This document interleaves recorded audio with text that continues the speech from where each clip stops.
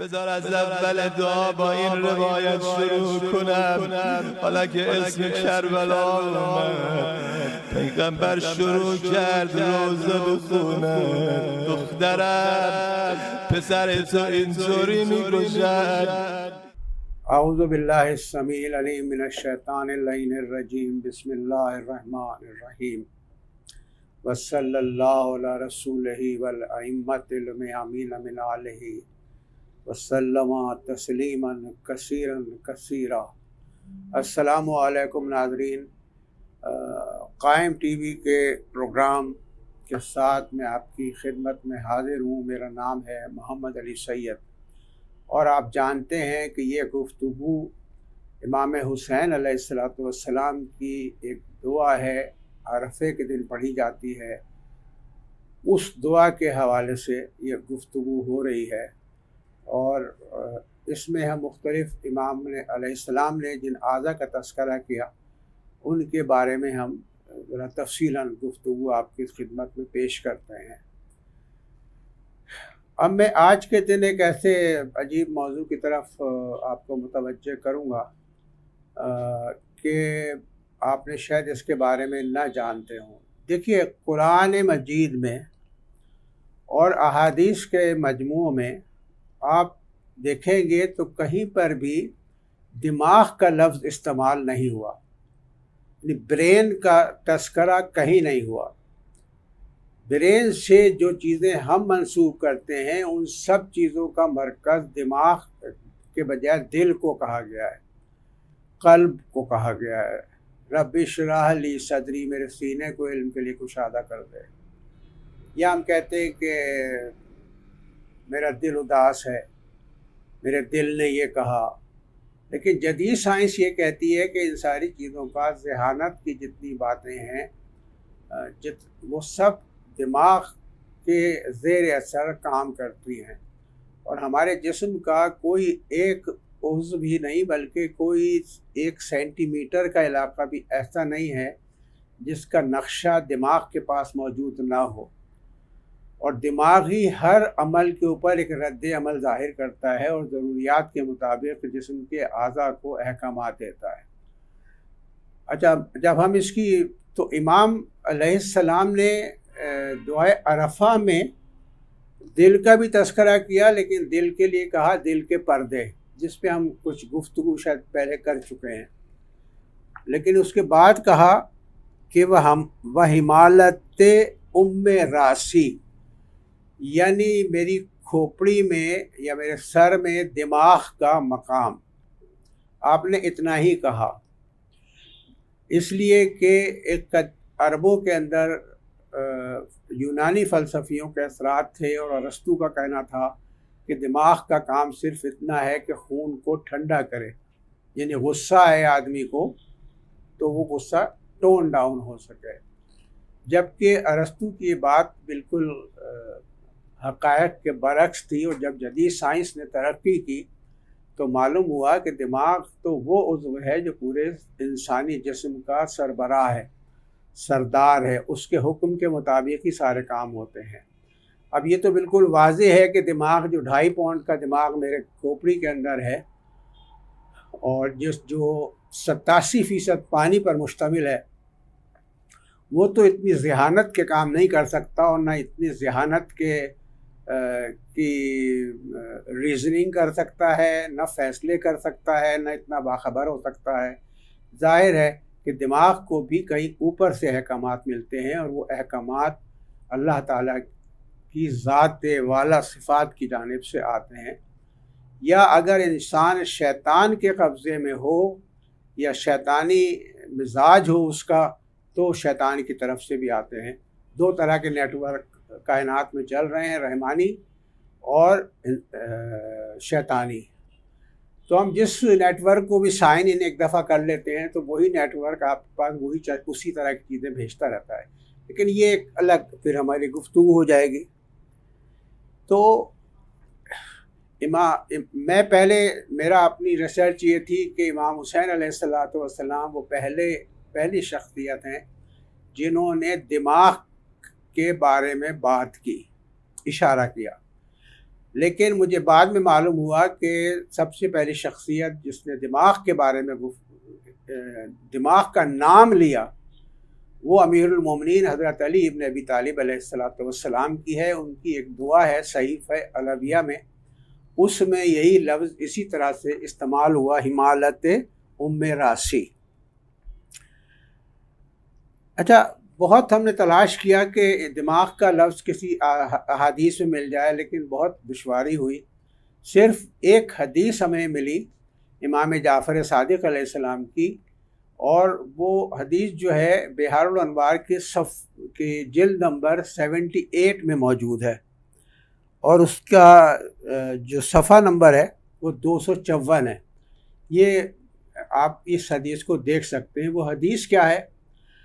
آپ نے کہا کہ عقل و شعور کا مرکز دماغ ہے، اور نرمی اور سختی دل میں پائی جاتی ہے۔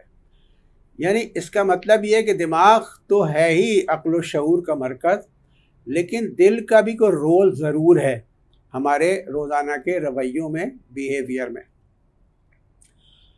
لیکن قرآن میں دماغ کا لفظ استعمال نہیں ہوا۔ اب اس میں کیا مصلحت ہے یا کیا چیز ہے یا کیا ہمارے سمجھنے میں دشواری ہے، لیکن یہ بات واضح ہے کہ دماغ کا لفظ صرف امیر المومنین نے سب سے پہلے استعمال کیا، اس کے بعد امام حسین علیہ السلام نے دعائے عرفہ میں استعمال کیا، اور اس کے بعد امام جعفر صادق علیہ السلام نے دماغ کے بارے میں بات کی اور کہا کہ یہ عقل و شعور کا مرکز ہے۔ اچھا، حیران کن بات یہ ہے کہ دماغ جو ہے ہمارا 87% پانی سے بنا ہوا ہے، اور ابھی تک سائنس نے کوئی ایسا سپر کمپیوٹر ایجاد نہیں کیا جو، اور نہ مستقبل میں اس کا امکان ہے کہ جو دماغ کی کارکردگی کا مقابلہ کر سکے۔ ہمارے دماغ کے لیے سائنسدان یہ کہتے ہیں کہ ہم نے دماغ کے بارے میں، انسانی دماغ کے بارے میں اتنا ہی معلوم کیا ہے جیسے کہ ایک ابابیل بے کراں سمندر کی سطح کے اوپر پنجہ مارتی ہوئی گزر جائے۔ یعنی دماغ کیا ہے انسان کا، اور اس کو مستقبل میں کس طرح کام ہونا ہے، اسے کرنا ہے، اور ماضی میں کیسا رہا ہے اور کس طرح ترقی پاتا رہا ہے، یہ ایک الگ موضوع ہے۔ اس دماغ کے اندر بے شمار نیورونز ہوتے ہیں۔ نیورونز کا مطلب یہ ہوتا ہے اعصابی خلیے، اور اعصابی خلیے ابھی جو جدید ترین تحقیق آئی ہے وہ بھی میں آپ کے سامنے پیش کر دوں، وہ یہ کہ یہ جو نیورونز دماغ میں ہوتے ہیں، جن کے بارے میں یہ ہوتا ہے کہ اعصابی نظام انہی کے ذریعے کام کرتا ہے، تو ابھی جدید جو ریسرچ آئی ہے، آپ نیٹ پہ تلاش بھی کر سکتے ہیں اس کو، وہ سائنسدان اب یہ کہتے ہیں کہ دماغ ایک نہیں ہے بلکہ دماغ دو ہیں، اور دوسرا دماغ جو ہے ہماری آنتوں میں پایا جاتا ہے، کیونکہ آنتوں کے اندر انہوں نے معلوم کیا ہے کہ نیورونز کی بہت بڑی تعداد موجود ہوتی ہے۔ یعنی وہی خلیے جو دماغ میں ہوتے ہیں وہ آنتوں کے اندر بھی ہوتے ہیں، اور سائنسدانوں کا کہنا یہ ہے کہ آنتوں کے اندر جو نیورونز ہوتے ہیں ان کی کیا کارکردگی ہے، ان کا اس دماغ سے کس طرح سے رابطہ رہتا ہے، یہ ابھی معلوم ہونا باقی ہے۔ لیکن اتنی بات سمجھ میں آتی ہے کہ ہماری آنتوں کے اندر لاکھوں کروڑوں بیکٹیریاز ہوتے ہیں، ان میں اچھے بھی ہوتے ہیں، برے بھی ہوتے ہیں۔ کچھ بیکٹیریا ایسے ہوتے ہیں جن کے بغیر ہماری زندگی ممکن نہیں ہے۔ وہی بیکٹیریا ہماری غذا کو ہضم کرنے میں اور ان کے مختلف غذا کے اندر جو مختلف عناصر ہیں ان کو الگ کرنے میں اور ان کی شکل بدلنے کے ذمہ دار ہوتے ہیں۔ لیکن یہ جو نیورونز ہماری آنتوں کے اندر ہوتے ہیں، سائنسدانوں کا کہنا یہ ہے کہ یہ نیورونز جو ہیں ان سے جسم کی آنتوں کے اندر جو بیکٹیریا ہوتے ہیں، اور بیکٹیریاز کے علاوہ آنتوں کے اندر لاکھوں قسم کے جراثیم بھی ہوتے ہیں، تو یہ جراثیم اور بیکٹیریا ان نیورونز کے ذریعے ایک دوسرے سے رابطے میں رہتے ہیں۔ تو یہ دماغ کے اوپر بھی، دل کے اوپر بھی کام ہو رہا ہے، تحقیقات ہو رہی ہیں، لیکن دماغ جو ہے جس ایک ایسا عجوبہ ہے کہ جس انسانی دماغ کے مقابلے میں دنیا کا کوئی عجوبہ مقابلہ کر ہی نہیں سکتا، اس لیے کہ دنیا میں جتنی بہترین عمارتیں بنی، جتنی اعلیٰ ترین پینٹنگز بنی، جو چیزیں ایجاد ہوئیں،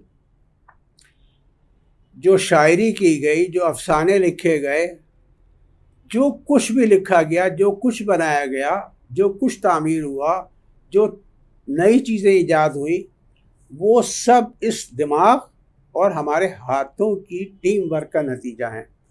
آج انسان اس کرۂ خاکی سے نکل کر دوسرے سیاروں کا رخ کر رہا ہے تو وہ اسی لیے کر رہا ہے کہ اللہ تعالیٰ نے اس کو یہ دماغ اور ہاتھوں کا جو کمبینیشن ہے، ان کا ٹیم ورک ہے، اسی کے ذریعے نئی چیزیں، نئی ایجادات، نئی دریافت، نئی دوائیں اور نئی باتیں ہمارے سامنے آتی ہیں۔ لیکن یہ ان کے کام ان کے آتا ہے یہ دماغ جو اس کو استعمال کرنے کا سلیقہ سیکھ جائیں۔ ہم لوگوں نے، ہمیں کم سے کم بر صغیر کے مسلمان جو ہیں وہ ہمیں کچھ اور طرف لگا دیا گیا، ہمیں غور و فکر کی طرف سے ہٹا کے، جبکہ قرآن مجید میں جگہ جگہ ہر کوئی سورہ ایسا شاید ہی ہو جس میں یہ حکم نہ ہو غور و فکر کر کے دیکھو، غور و فکر کرو، زمین پر چل پھر کر دیکھو کہ کس طرح زندگی کا آغاز ہوا۔ یہ بارش برستی ہے تو پانی کہاں سے آتا ہے، کہاں چلا جاتا ہے، یہ پہاڑ کس طرح بن گیا ہے، یہ مٹی کیا چیز ہے۔ تو یہ سارے سوالوں کے جواب ہمیں اس وقت ملتے جب کہ ہم غور و فکر کرتے۔ مغرب کے سائنسدانوں نے اس چیز کو، اس ہدایت کو جو قرآن میں موجود ہے، اور معصومین نے اس کے اوپر بار بار اصرار کیا ہے کہ غور و فکر کرو تاکہ علم کے نئے راستے کھلیں، تو ان ہدایات کو مسلمانوں سے زیادہ دوسری قوموں نے اس پر غور کیا، عمل کیا، تجربات کیے، ناکام ہوئے، پھر تجربات کیے، حتیٰ کہ اپنی جانوں تک کا نذرانہ پیش کیا انہوں نے۔ لیکن اس ساری جد و جہد کا نتیجہ یہ نکلا کہ انہوں نے نئی نئی ایجادات کی، بیماریوں کی دوائیں ایجاد کی، اس دنیا کے اندھیروں کو بلبوں سے روشن کیا، بے شمار۔ اب ان کی جو استعمال کیا انہوں نے نگیٹو بھی کیا، پازیٹیو بھی کیا۔